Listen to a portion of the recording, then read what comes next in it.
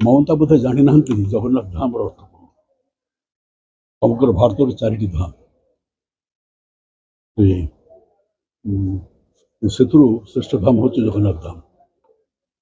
ଆଉ ସମସ୍ତ ଶାସ୍ତ୍ର ଏ ସବୁକୁ ଅବଜ୍ଞା କରିକିରି ସେ ଯେଉଁ ପ୍ରକାର ଇଏ କରୁଛନ୍ତି ସେଇଟା ଭୁଲ କରୁଛନ୍ତି ଏବଂ ଭୁଲ କରିକିରି ମହାପ୍ରଭୁ ଜଗନ୍ନାଥଙ୍କୁ ଅପମାନିତ ବରଂ କରୁଛନ୍ତି। ସମଗ୍ର ହିନ୍ଦୁ ଜଗତକୁ କେବଳ ନୁହଁ, ସମଗ୍ର ବିଶ୍ୱକୁ ସେ ଅପମାନିତ କରି ସେ ବୁଝିପାରୁନାହାନ୍ତି ଏଡ଼େ ବଡ଼ ଭୟଙ୍କର ଭୁଲ ସେ କରିଚାଲିଛନ୍ତି। ଏଇଟା ଅହଙ୍କାରକୁ କେହି ସହିନାହାନ୍ତି। ସ୍ୱର୍ଣ୍ଣମୟୀ ଲଙ୍କା ଧୂଳିସାତ ହେଇଛି, ରାବଣ ଗର୍ବ ମାନି ଦୁର୍ଯ୍ୟୋଧନ, ଏଟା ଅଛି ଆମର ପୁରାଣରେ।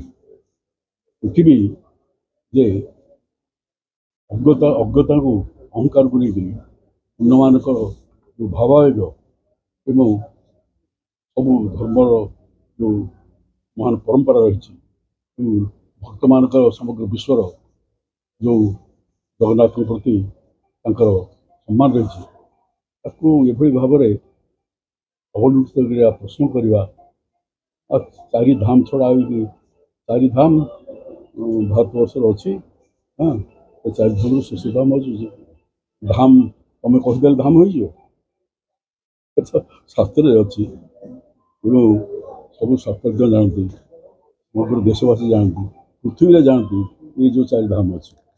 କାର୍ଯ୍ୟାନୁଷ୍ଠାନ ହେବ, ମୁଁ ଭାବୁଛି ସରକାର କାର୍ଯ୍ୟାନୁଷ୍ଠାନ ନେବେ। ଏଠି ଯଦି ନ ହେବ ତାପରେ ଯେଉଁଠିକି ଯିବା କଥା ଯିବେ।